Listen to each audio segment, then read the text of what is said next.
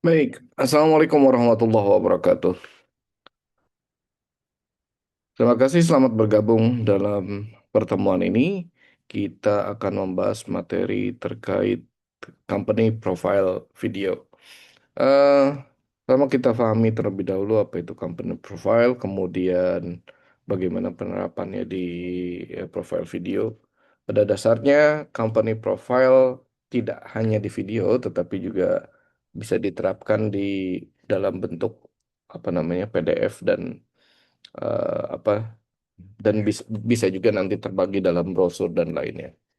Nah, eh, namun perkembangannya, company profile sekarang banyak menggunakan video karena lebih mudah, kemudian juga lebih lebih cepat awareness-nya, karena orang bisa melihat gambar-gambar apa saja yang menjadi capaian-capaian dari sebuah perusahaan. Oke, sekarang kita pahami terlebih dahulu apa itu company profile.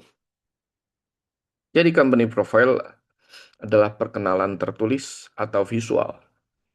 Jadi tertulis atau visual yang nanti perkembangannya menjadi audiovisual ya.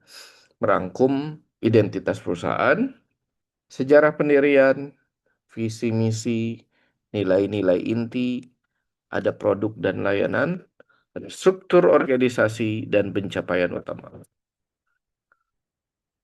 Ini bukan sekedar daftar fakta, tapi alat untuk membangun kredibilitas dan citra positif di mata klien, investor, mitra, calon karyawan, dan juga masyarakat sebenarnya.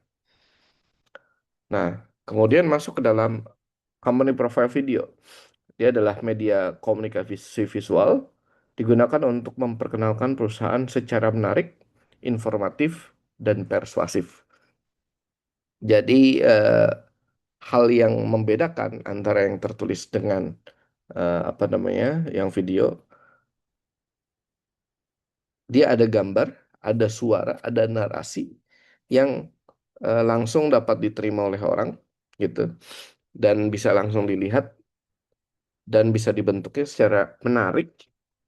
Kemudian narasinya juga informatif dan juga persuasif, gitu. Ya. Lanjut ya, tujuannya jelas tadi, membangun brand awareness, meningkatkan kepercayaan, kemudian juga menarik investor dan klien.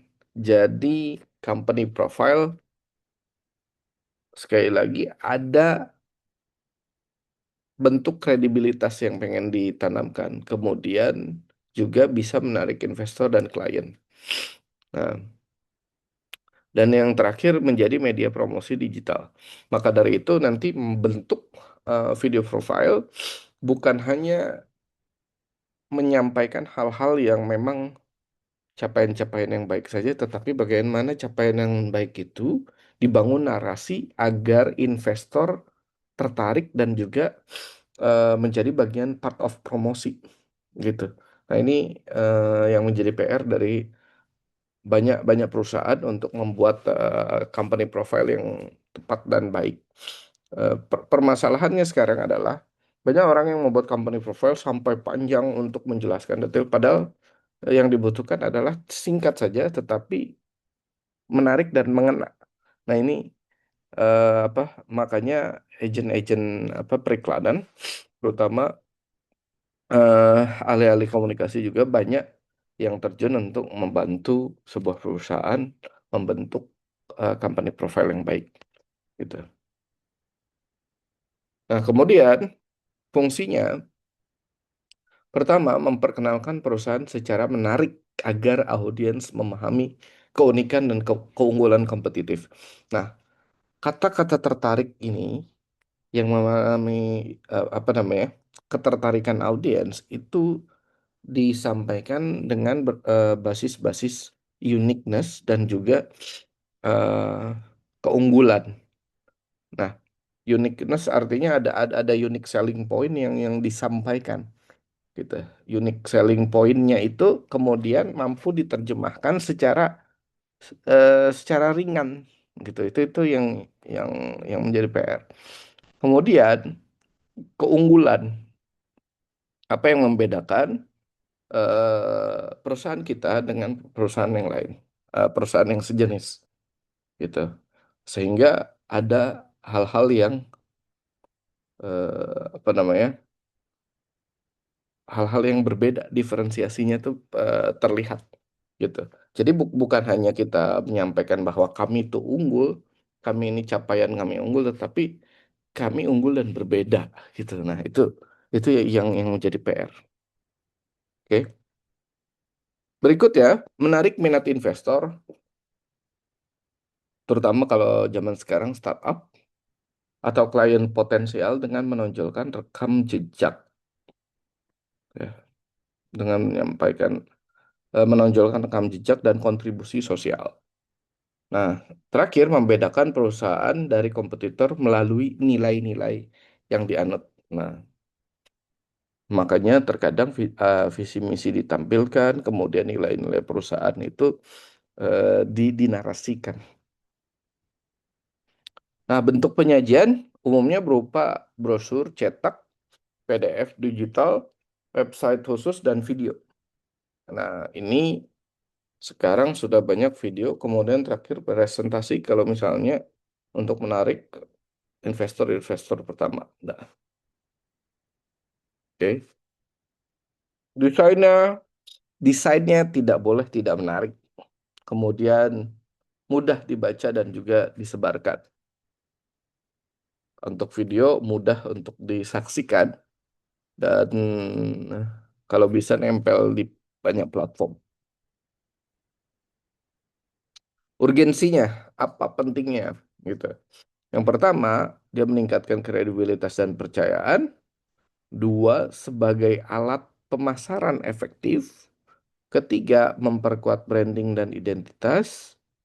Keempat, memudahkan kerjasama dan rekrutmen. Kelima, melakukan adaptasi digital.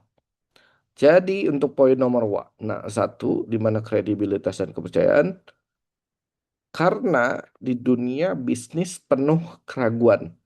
Jadi profil perusahaan, hal yang paling penting adalah membangun kesan pertama profesional kepada klien, investor, ataupun mitra. Maka dari itu perusahaan perlu terlihat profesional dan juga kredibel, ya, sehingga peluang tidak hilang dan juga audiens tidak ragu. Gitu. Ya. Berikutnya sebagai pemasaran efektif. Jika di pameran, kemudian dalam presentasi dan negosiasi, profil menjadi menarik perhatian dengan menonjolkan keunggulan kompetitif, menampilkan portofolio dan juga testimoni, mempercepat dalam proses konversi calon pelanggan. Walaupun tadi hal yang paling pentingnya adalah melakukan sebagai brand awareness itu, tetapi dia juga sekarang perlu berfungsi sebagai apa namanya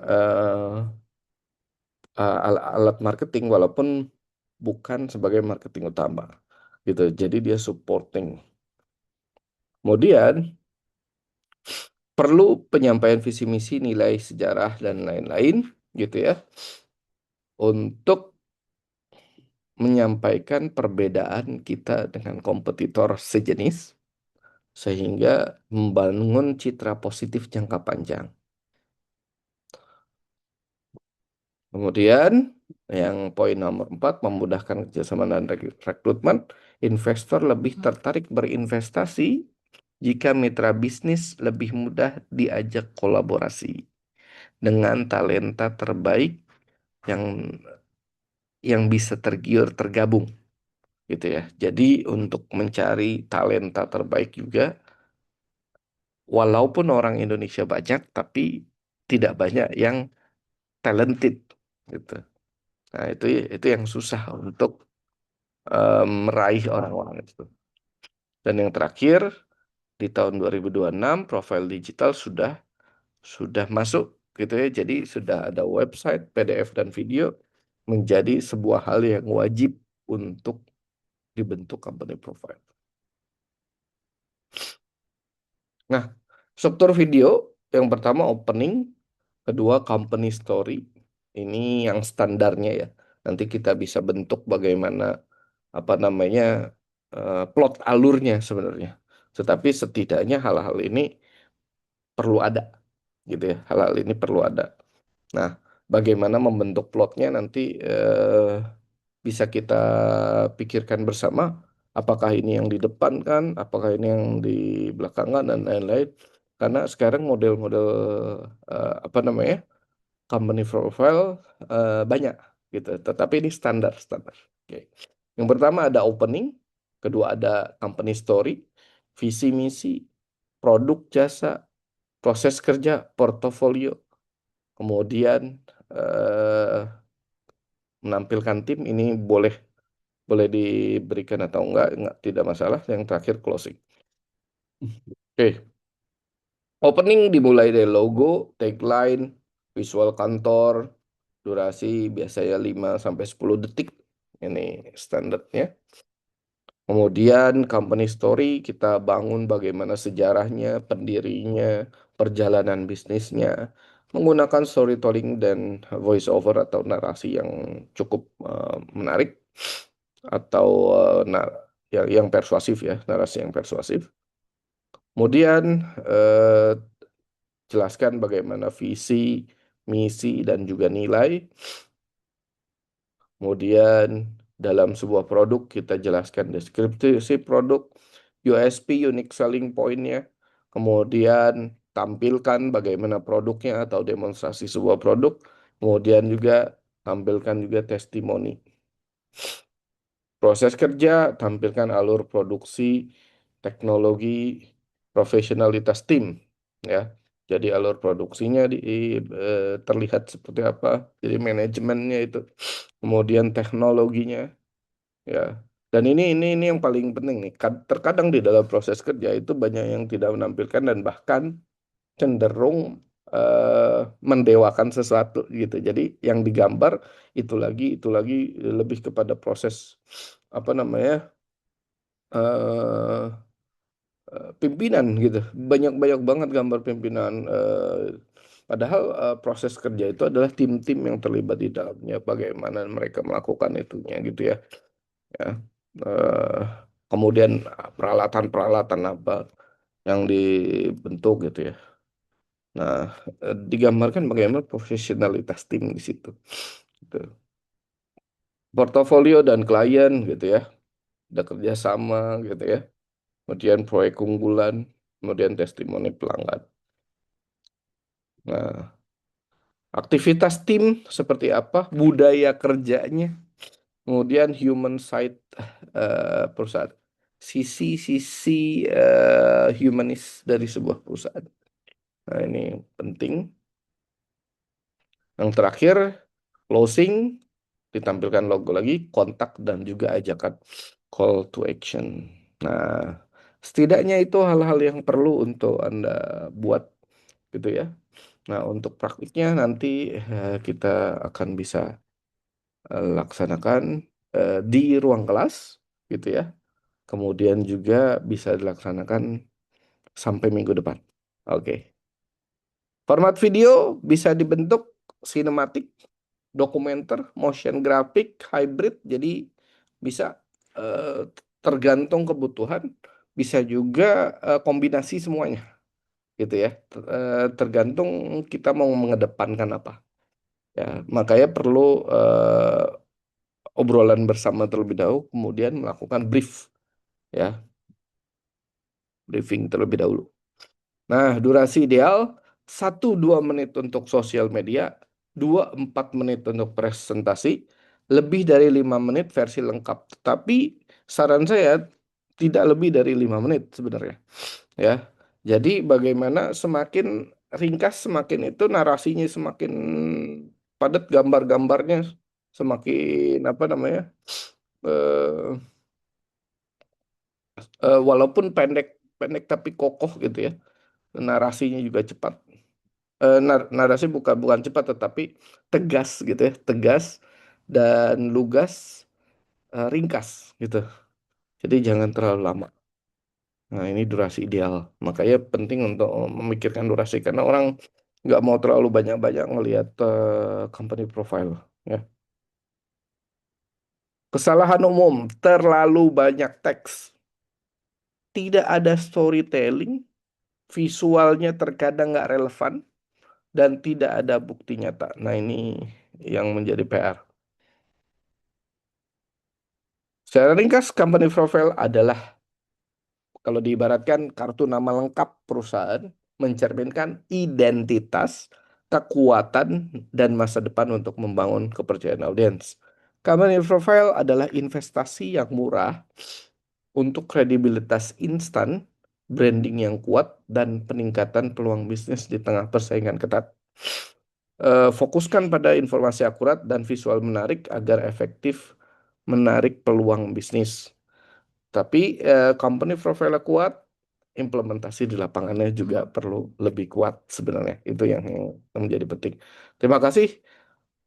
Wassalamualaikum warahmatullahi wabarakatuh.